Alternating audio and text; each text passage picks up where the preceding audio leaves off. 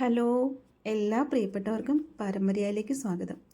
നമ്മളിന്നിവിടെ ഒരു cream laid chocolate കേക്കാണ് കേട്ടോ ഉണ്ടാക്കാൻ പോകുന്നത്. അകത്ത് ക്രീമൊക്കെ വെച്ചിട്ട് ഫില്ല് ചെയ്തിട്ട് നല്ല ഒരു ലെയർ പോലെ തോന്നിപ്പിക്കുന്ന നല്ല ഫ്ലഫി ആയിട്ടുള്ള നല്ല ടേസ്റ്റി ആയിട്ടുള്ള ഒരു ചോക്ലേറ്റ് കേക്ക്.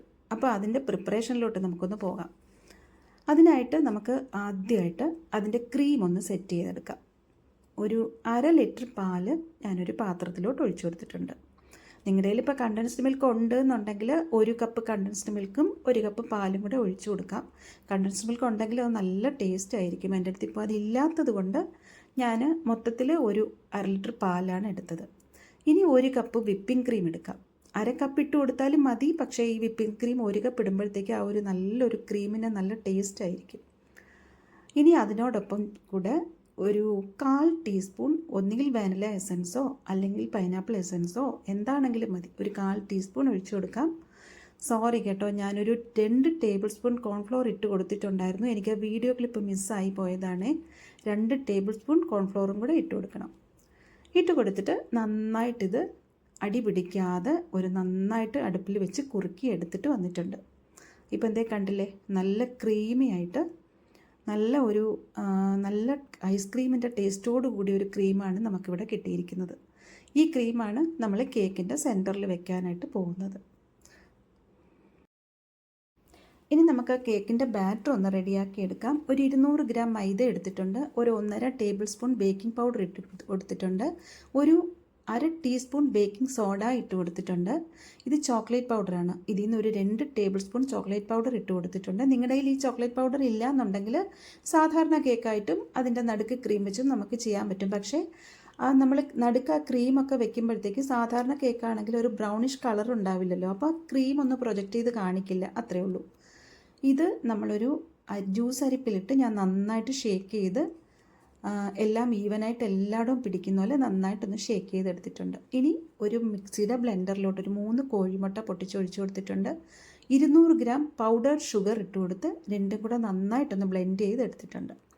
ഇനി ഒരു 200 ഗ്രാം കുക്കിംഗ് ഓയിൽ വേണം. ഞാനൊരല്പം കുറവായിട്ട് എടുത്തു, കാരണം ഒരു 1/4 ടീസ്പൂൺ ബട്ടറും കൂടെ ഒരു ഫ്ലേവറിനായിട്ട് ഞാൻ ഇടുന്നത് കൊണ്ട് കുറച്ച് കുറവായിട്ടാണ് എടുത്തത്. ഇതെല്ലാം കൂടെ ഒന്ന് ബ്ലെൻഡ് ചെയ്തെടുത്തിട്ട് നമുക്ക് ആ മാവ് നമ്മൾ തയ്യാറാക്കി വെച്ചിരിക്കുന്ന ആ മാവിലോട്ട് ഇതൊഴിച്ചു കൊടുത്ത് ഇനി അടുത്തതായിട്ട് ഒരു 2 ടേബിൾ സ്പൂൺ വിനിഗർ ഒഴിക്കുന്നുണ്ട് ഞാൻ.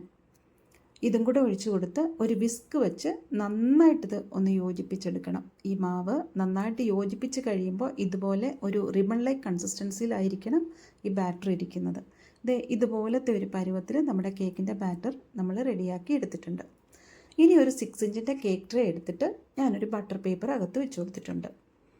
അതിലോട്ട് നമ്മുടെ മാവ് കുറച്ചായിട്ട് ഒഴിച്ചു കൊടുത്തിട്ടുണ്ട്. ഒരു പകുതി വരെ ഒഴിച്ചതിന് ശേഷം നമ്മൾ ആ മുമ്പ് തയ്യാറാക്കി വെച്ചിരുന്ന ക്രീമില്ലേ, ആ ക്രീം നമുക്ക് ഈ മാവിൻ്റെ മുകളിലോട്ട് ഒന്ന് ഒഴിച്ചു കൊടുക്കാം. ഈ ക്രീം ബാക്കി വരികയാണെങ്കിൽ നമുക്ക് ഫ്രിഡ്ജിൽ വെച്ച് യൂസ് ചെയ്യാൻ കേട്ടോ. പിന്നെ നമ്മൾ എപ്പോഴെങ്കിലും കുനാഫയോ എന്തെങ്കിലുമൊക്കെ ഉണ്ടാക്കുന്നെങ്കിൽ അതിനു വേണ്ടിയൊക്കെ ഇത് ഉപയോഗിക്കാൻ പറ്റും. ഇപ്പോൾ എനിക്കിത് കുറച്ച് ബാക്കി വന്നു, ഞാൻ എടുത്ത് ഫ്രിഡ്ജിൽ വെച്ചിട്ടുണ്ട്. അതിൻ്റെ മുകളിലായിട്ട് നമ്മൾ ക്രീം സ്പ്രെഡ് ചെയ്ത് കൊടുത്തിട്ടുണ്ട്. ഒന്ന് ടാപ്പ് ചെയ്ത് കൊടുക്കുമ്പോൾ അത് ഈവനായിട്ട് എല്ലാവരും സ്പ്രെഡ് ആയിക്കോളും. ബാക്കി മാവും കൂടെ ആ ട്രെയിലോട്ട് ഒഴിച്ചു കൊടുത്തിട്ട് ഒന്നുകൂടെ ഒന്ന് ടാപ്പ് ചെയ്ത് കൊടുത്തിട്ടുണ്ട്.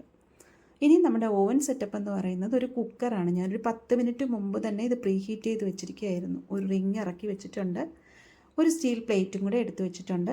ഇനി നമ്മുടെ ആ കേക്ക് ട്രേ അങ്ങോട്ട് ഇറക്കി വെച്ച് കൊടുക്കാം. ഒരു സ്റ്റീൽ പ്ലേറ്റ് വെച്ച് അതൊന്ന് മൂടി കൊടുക്കാം. നമുക്ക് ഒരു 25 to 30 മിനിറ്റ്സ് വരെ മതിയാവും കേട്ടോ ഇത് റെഡിയായി വരാൻ. ദേ കണ്ടില്ലേ, നല്ല പൊങ്ങി വന്നിട്ടുണ്ട്. ഇപ്പോഴേ നമുക്കറിയാം അത് എന്ത് സോഫ്റ്റ് ആണെന്ന്.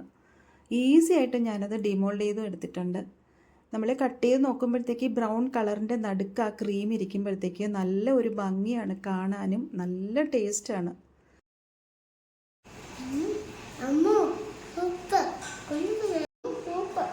കൊള്ളാമോ? ഹൈ, പതുക്കെ കഴിക്ക്. കൊള്ളാമോ? ഇഷ്ടപ്പെട്ടോ? എൻ്റെ ചക്കരയ്ക്ക് ഇത് നന്നായിട്ട് ഇഷ്ടപ്പെട്ടു. അവനിതിൻ്റെ ഒരു 3/4 ഭാഗം ഫുള്ളായിട്ട് കഴിച്ച് തീർത്തു. നല്ല ടേസ്റ്റുള്ള ഒരു കേക്കാണ് കേട്ടോ ഇത്. അപ്പോൾ നിങ്ങളെല്ലാവരും ഇത് വീട്ടിൽ ഒന്ന് ട്രൈ ചെയ്ത് നോക്കണേ. നോക്കിയതിന് ശേഷം അതിൻ്റെ ഇഷ്ടപ്പെടുകയാണെങ്കിൽ അതിൻ്റെ അഭിപ്രായം നിങ്ങൾ കമൻറ്റായിട്ട് അറിയിക്കുക, ലൈക്ക് ചെയ്യുക. സബ്സ്ക്രൈബ് ചെയ്യാനും മറക്കല്ലേ. അപ്പോൾ വീണ്ടും നല്ലൊരു റെസിപ്പി ആയിട്ട് വരാം. Have a good day. By.